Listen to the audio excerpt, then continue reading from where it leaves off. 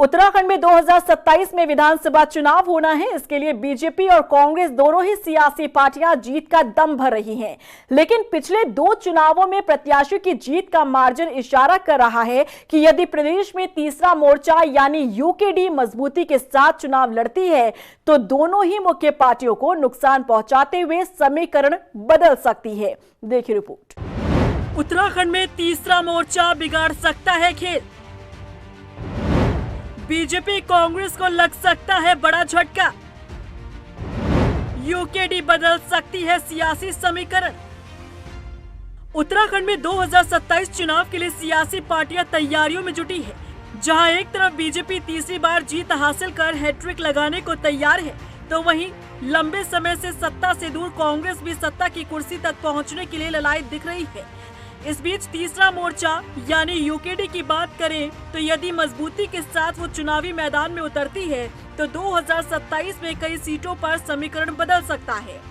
ऐसा इसलिए क्योंकि 2017 का विधानसभा चुनाव रहा हो या फिर 2022 का, दोनों ही चुनावों में कई प्रत्याशियों की जीत का मार्जिन इस ओर इशारा करता है कि यदि जनता को इस बार तीसरा विकल्प मजबूत नजर आया तो बीजेपी और कांग्रेस दोनों ही पार्टियों को झटका लग सकता है और सियासी समीकरण बदल सकता है।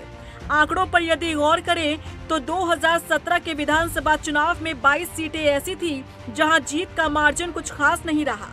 लोहाघाट सीट से बीजेपी के पूरन सिंह फर्त्याल की जीत का मार्जिन सिर्फ 148 वोट रहा। जागेश्वर सीट से कांग्रेस के गोविंद सिंह कुंजवाल की जीत का मार्जिन सिर्फ 399।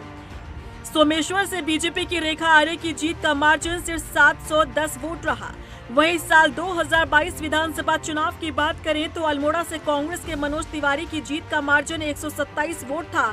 वहीं द्वाराहाट से कांग्रेस के मदन सिंह बिष्ट की जीत का मार्जिन 182 वोट रहा। वहीं श्रीनगर से धन सिंह रावत की जीत का मार्जिन सिर्फ 587 वोट था।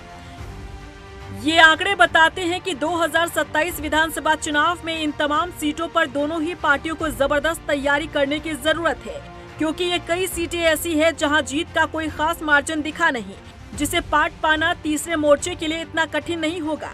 यदि तीसरा मोर्चा यानी यूकेडी मजबूती के साथ इन सीटों पर चुनाव लड़ती है तो समीकरण बदल सकते हैं। दोनों ही पार्टियों को झटका मिल सकता है।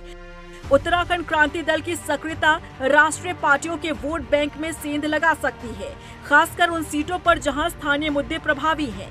यदि यूकेडी संगठनात्मक रूप से मजबूत होती है और जनता के मुद्दों को प्रभावी ढंग से उठाती है तो वो 2027 के चुनाव में तीसरे विकल्प के रूप में उभर सकती है।